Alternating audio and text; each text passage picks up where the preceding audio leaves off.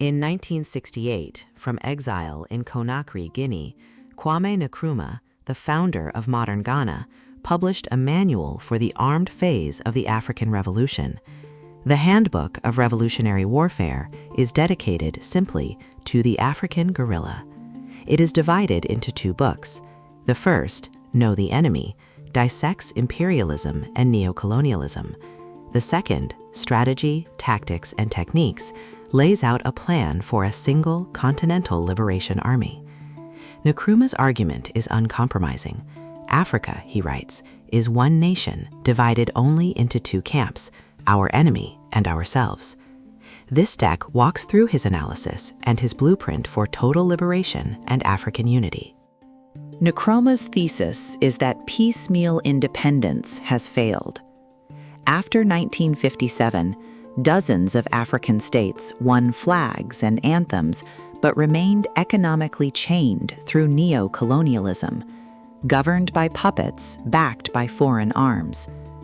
Peaceful constitutional action, he argues, has been proved ineffective against a continental enemy that strikes by coup, assassination, and bribery. The only answer is revolutionary warfare, waged not state by state, but across the whole continent under a unified command. He frames armed struggle not as a moral or immoral choice, but as a scientific, historically determined necessity. Independence, he insists, must never be an end in itself, but the very first stage of the people's revolutionary struggle. Before fighting, Nkrumah says, we must know what we fight and why. Imperialism must be broken into its component parts so we can clearly see them. Nkrumah wrote this handbook in Conakry, Guinea, after the 1966 military coup that overthrew his government while he was en route to Hanoi. His earlier notes for a guerrilla manual had been left behind in Ghana and handed to imperialist intelligence by the police and army traders, so he began again, presenting a completely new approach.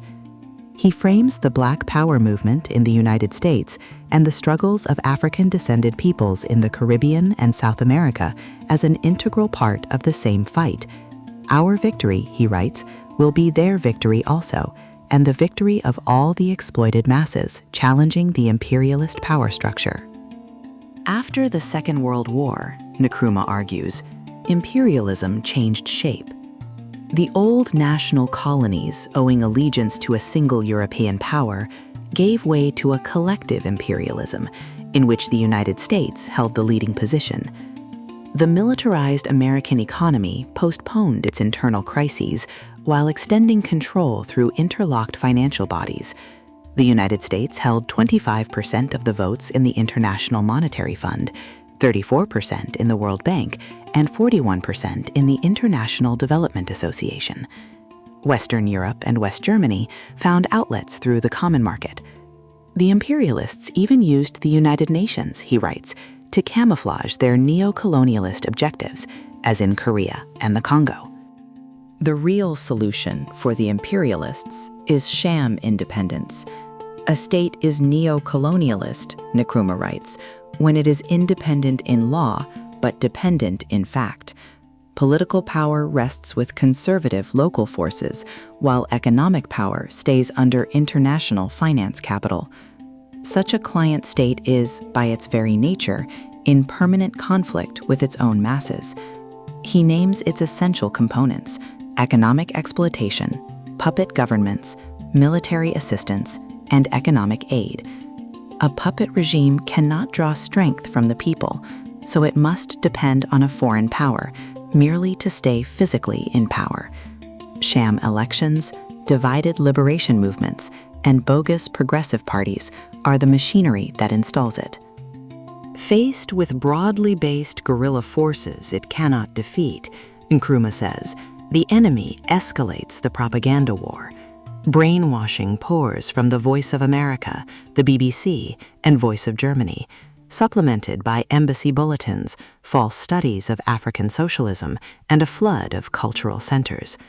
When a country is sufficiently softened, the evangelist brigades and Peace Corps units stream in, perpetuating the old tactic by which missionaries prepared the way for guns. A newer campaign insists Africans are too primitive to govern themselves, yet not primitive enough to fight a revolution.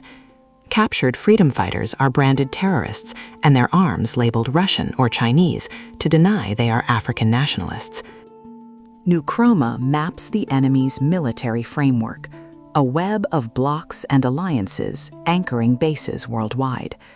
He lists NATO, CETO, ANZUS, and CENTO, through which the United States exerts de facto leadership over the Western world by means of some 2,200 bases and installations manned by roughly 1 million troops.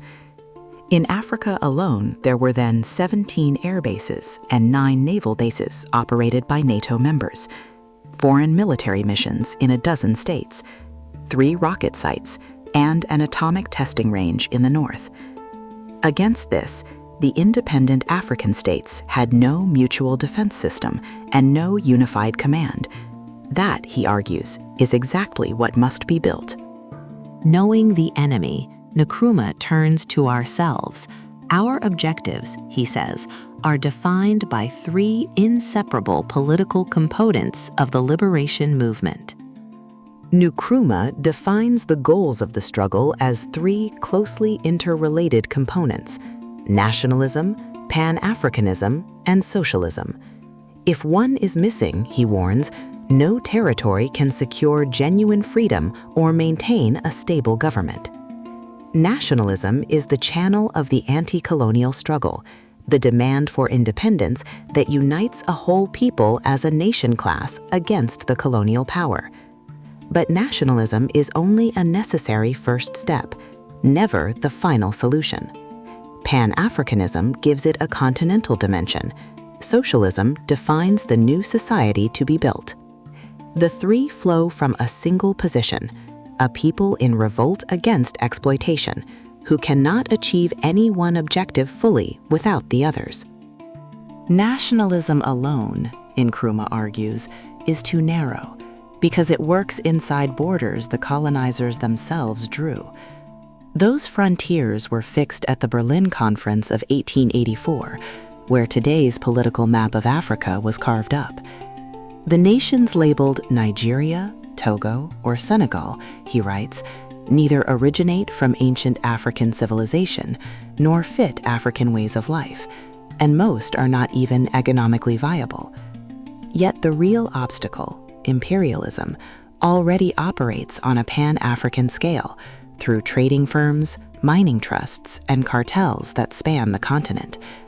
The answer is to plan African economic and political development continentally too, taking over the foreign complexes and running them in the people's sole interest.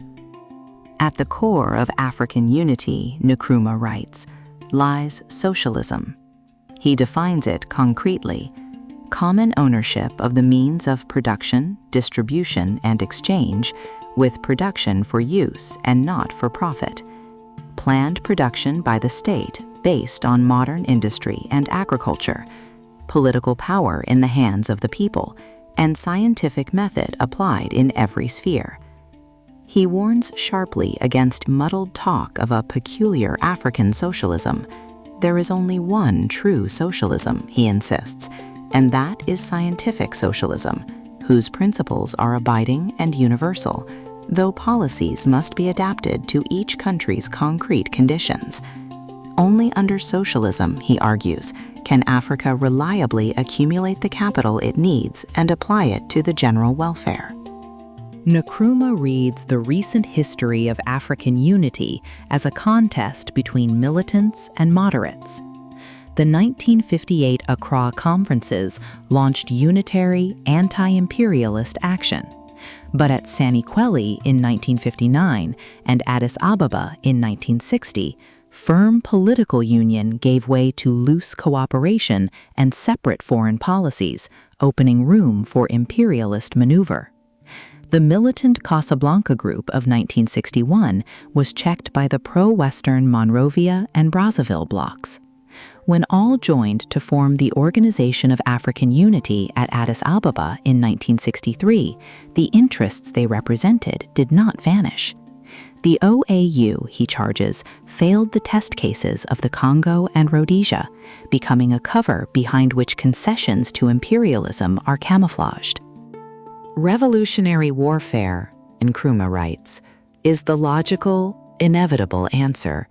We do not have the luxury of an alternative. We are faced with a necessity. Though split among many states, Nkrumah writes, the African nation is in reality divided into just two, our enemy and ourselves. He sorts the continent into three categories that measure the people's victory over the enemy. Liberated areas are territories won by armed struggle or mass action, where an anti-imperialist party decolonizes and builds socialism. Zones under enemy control are run by foreign administrators, puppets, or settler minorities, and serve as the enemy's nerve centers. Contested zones, the hot points, are where revolutionary forces are on the verge of or already engaged in armed struggle. There are far more contested zones than liberated ones, covering most of the continent. Peaceful political action, Nkrumah argues, worked during the national phase, but is now ineffective against neo-colonialism on a continental scale. The masses, robbed of even constitutional action by a reactionary elite, are driven to violence. He points to the exceptions that proved the rule. Kenya's people resorted to Mau Mau, Algeria fought a 7-year armed struggle, and Ghana and Guinea used positive action. Once the first units take up arms, he writes, the puppet regime is doomed. Guerrilla points spread like oil stains. Anti-imperialist pacifism is dying because imperialism itself escalates, staging coups and infiltrating opposition groups, forcing revolutionaries to arm. If Africa is to be freed soon rather than late, Nkrumah insists, it must establish a unified continental high command here and now. He weighs 3 conceptions of African unity and rejects 2. The mutual protection theory treats the OAU as insurance for sitting heads of state and serves imperialism. The functional conception limits unity to economic cooperation and stays at the mercy of foreign capital. Only the third, political union, with a central government over defense, economic development, and foreign policy, is the strongest position Africa can adopt. The choice, he writes, is stark. Concentrate our forces for a decisive armed struggle, or fall one by one to imperialism. Nkrumah now sketches the machinery, a party, a political committee, and a single revolutionary army to carry the armed struggle to victory. Nkrumah proposes 3 linked bodies: the All-African People's Revolutionary Party, the AAPRP, would coordinate policy and direct action across all liberated and struggling territories under a common ideology. Its working organ, the All-African Committee for Political Coordination, the AACPC, would link the central committees of the parties, train cadres, and direct assistance to revolutionary movements. The All-African People's Revolutionary Army, the AAPRA, would unify the liberation forces under a high command made of the various movements' military leaders. Crucially, that high command answers to the AACPC. The military, he writes, will always be subordinate to and under the control of the political leadership. Politics commands the gun. Strategy, Nkrumah writes, must exploit Africa's real differences. He divides the continent into 5 broadly differentiated zones: North, West, South, Central, and East, each with its own climate, resources, and level of political maturity, and forms AAPRA into 5 corresponding armies. Their divisions are drawn from troops allocated by liberated states, from volunteers, and from existing freedom fighter units. He sketches a strategic plan in phases. Political nuclei and centers of armed struggle form inside of contested zone, while AAPRA divisions advance to its borders. producing a vice-like movement that closes on the enemy, with guerrilla units and political committees always ahead of the visible front line. There is no question, he adds, of violating sovereignty. All African territory belongs to the African people. AAPRA's fighters, Nkrumah writes, are not professional soldiers, but civilians trained in arms, highly qualified fighters who are at the same time efficient workers. Recruits, screened against enemy infiltration, pass through social, political, and military training in secret base camps that grow their own food and make their own equipment. Marksmanship is the core of apprenticeship, since ammunition must be conserved. But every fighter must also know against whom and why he fights, studying African history, pan-africanism, socialism, and imperialism. Leadership is deliberately egalitarian, modeled in part on the Cuban Revolution, with ranks kept to a minimum. The aim is not killing machines, but mature, self-disciplined revolutionary men and women. African society, Nkrumah writes, has no sharply divided classes, but an emerging pattern of social groups, most of them potentially revolutionary. The struggle, Nkrumah insists, must be based on the immense revolutionary potential of the peasantry, who form the overwhelming majority and among whom the guerrilla units live.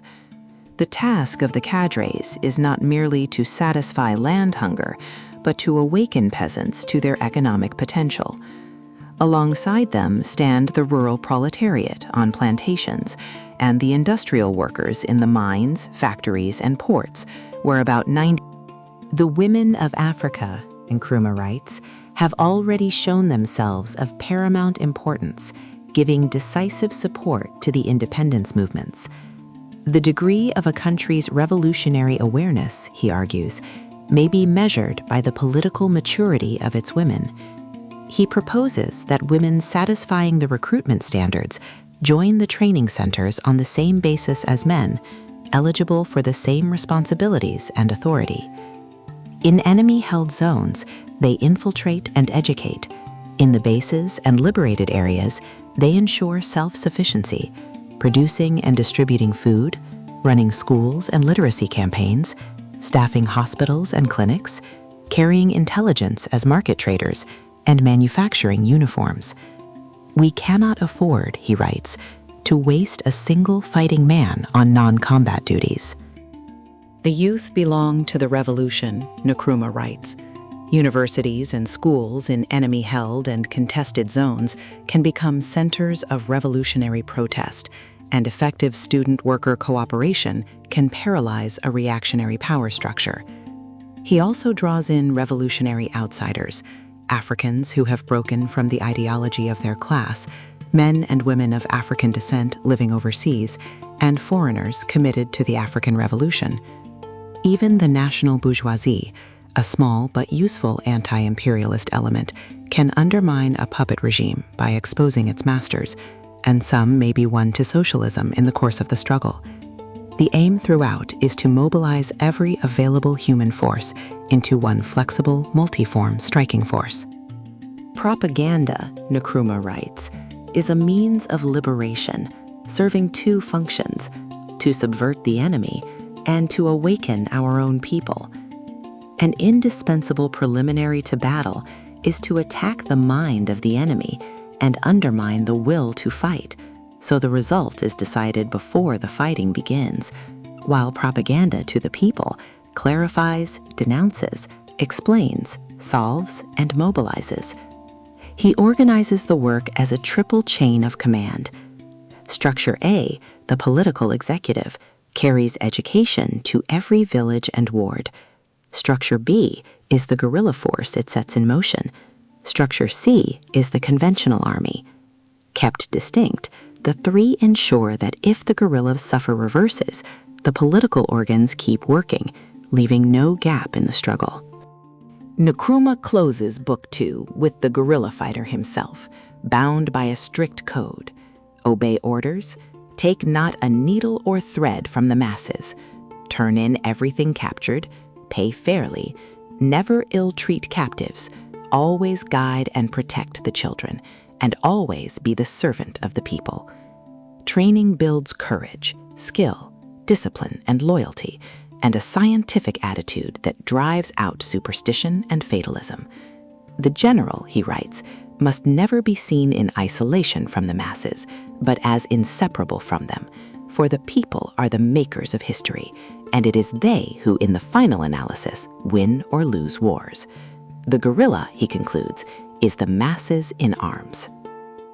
Nkrumah ends where he began, with a continental imperative.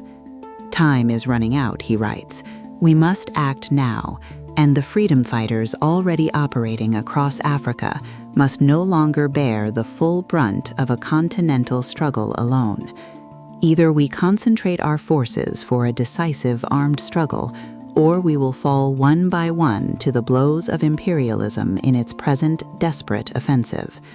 His handbook is the blueprint for the first path: a single party, a single committee, a single army, and a people's militia carrying the struggle through to total liberation and an all-African Union government. Africa is one, he insists, and this battle must be fought and won continentally.